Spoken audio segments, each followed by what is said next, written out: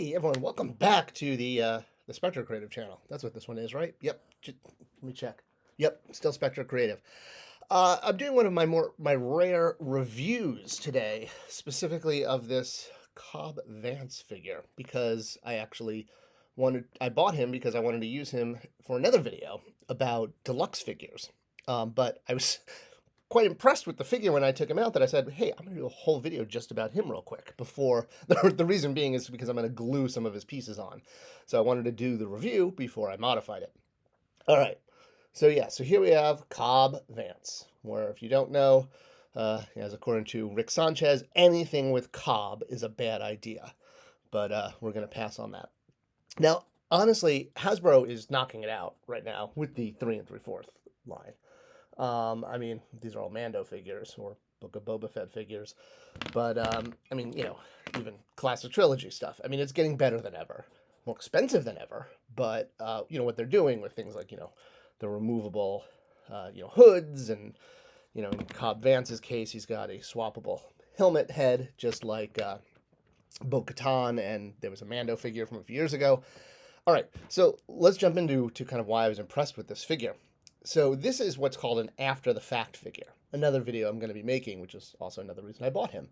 And I'll go into that, but it basically means a figure that is made after the show has already aired, as opposed to figures made before the show airs, which sometimes tend to have, continuity issues, or they don't exactly look like their screen counterpart, versus figures made after the fact obviously do. All right, so there's a lot going on with this figure in terms of price point and accessories, and that's why I wanted to review it, because it's sort of a larger, bigger than the whole of the parts in a way.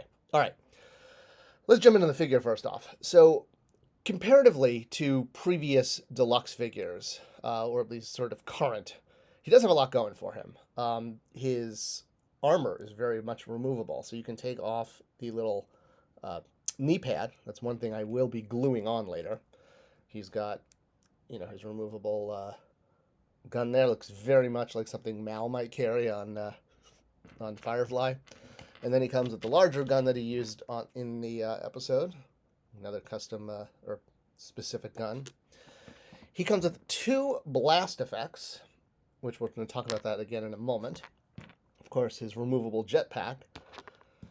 His swappable helmet. So the head simply pops off. Boom. It's not a peg joint. And then you can plug on the helmet so that he wears it. Now, I find this so much better than removable helmets on figures. If you look, this picture of a Jango Fett from episode 2. Look at how big the helmet is. It's totally wonky. I've always detested that. So I really like when companies do removable helmets that are the alternate head, because you can use it. Gotta give it a little force there to pull off. I know he's headless at the moment, but whoops, you can put the helmet under their arm as if they're carrying it, right? So it's cool in that aspect. It becomes an accessory. But what's really interesting about this Cobb Vanth, so there's some more stuff that comes off. So his neckerchief comes off. The cables unplug there from his backpack, and you can slip off the armor, which is interesting because, if I can get one without things falling over, wouldn't this be a cool toy, right? Like Jawa with, Boba Fett armor kind of thing. Like, you could sell a Jawa with the armor. And I think it's really cool that the armor comes off as a, almost a separate piece, that he could be, holding up. Like, I know he does have a head here. Oh, look, I have armor. I'm going to put it on. But yeah, I mean, okay, here, I'll attach his head just for funsies. So with the knee armor removed and the head swapped, a little bit of pressure there to get it on. So you kind of get like 2 in 1. And a lot of times when figures are done as a 2-for-1, where you remove the armor in the past, episode 7 had a whole armor slip-on figure deluxe assortment. But outside of the Mandalorian gauntlets, he's basically like your cowboy sheriff. It's like you get a twofer, which is cool. And that rarely happens. Although, again, with the cords and the gauntlets, I mean, I guess you could trim them off if you really wanted to. But that's why I wanted to do this video before, because I'm going to be gluing some of the pieces on, and I'll show you why. All right, so let's armor him up again. So we've got our base, we have our armor, boom, slips right on. That's, again, I'm pretty impressed with that, especially because the armor doesn't look bulky. Much like, again, like that Jango Fett helmet, when you have slip-on armor, a lot of times, this happened with an Orion DC Universe Classics figure I worked on too, where when we did the second version of Orion with the removable helmet, the head looks squished. So it's something that's been tough. I mean, it's why we never had a removable helmet Vader back in the day, because the technology didn't exist, but, you know, now we do.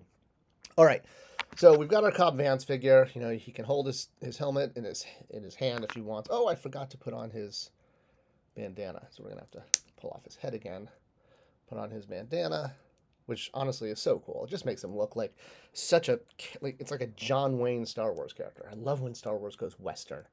And that first episode of season 2 was of Mandalorian was fantastic. Okay, so here's some other issues with it. So we got our plug-in Mandalorian jetpack, which does have a removable missile head, which is actually pretty cool. That's a really fun little piece there. It stays in pretty good.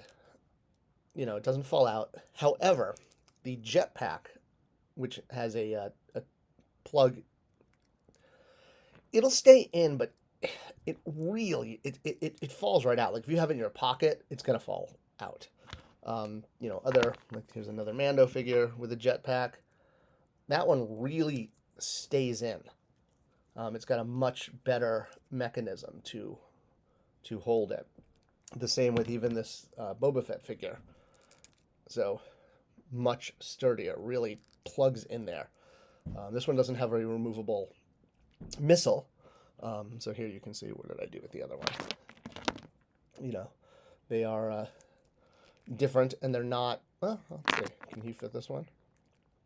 Hey, what do you know? Look, you can swap them, but again, this one pulls out much easier. Let's see what Boba Fett's does in, oh, look at that. See, Boba Fett's backpack is it holds much better than Cobb Vanth's.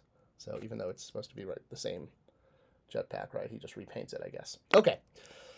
So, besides the fact that we've got the pack that doesn't quite stay, we also have these blast effects, which are interesting, but you really gotta wedge them in there to get them to stay. And I found that the right-hand one, or left-hand one, depending on your perspective, it doesn't go in. I've been trying it. See, yeah, it just quite go in. So, yeah, if we try to push it, I mean, it'll stay, but they fall out pretty easily. I think they could have improved that. All right, which is why, like I said, I'm going to be gluing several pieces to Cobb. So I'm probably going to permanently glue his knee pad to his body. I won't glue the accessories in because they actually stay in the holster really well. But I'm definitely going to be gluing the backpack in so that it stays. So yeah, I'm impressed. But what's interesting is, you know, and I'm going to cover this more in my video about deluxe price points. Costs the same amount as, you know, this Boba Fett. And, you know, he did come with a helmet and a backpack, but he didn't come with the blast effects. But he was the same price. But what's interesting is this Boba Fett figure was on a basic card. The Cobb Vanth figure here is now on this new larger card here. Whoops, there we go. So here we have a regular card, and here we have, so you can see it's, you know, a little bit bigger in order to hold the deluxe accessories. It still has the numbering. So it's interesting. They've got 3 different card sizes. Well, 4. They've got the deluxe boxed figures, the deluxe carded figures.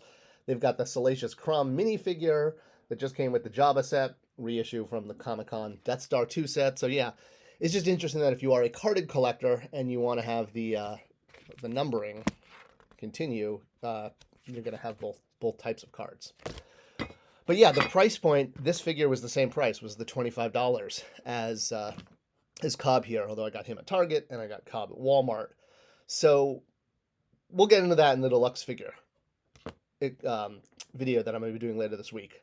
But yeah, I mean, honestly, for the, you know, they're expensive. They're getting expensive. But if you can ignore that, these are some of the finest figures I think Hasbro's been making. And despite the fact that the blast effects don't really plug in and hold, I'm impressed with the figure. It would be nicer if it was, $10. If it was $10, I'd probably buy two. But for $25, I'll be happy with one, and maybe they'll reissue the armor with the Jawa. Okay, so now I can go ahead and glue my figure now that I've done my review. And thanks for watching. I'll see you guys in the next video. Look for that deluxe video coming soon. You'll want to subscribe and ring the bell to make sure you don't miss those things. See, I finally said ring the bell and subscribe. I never say that.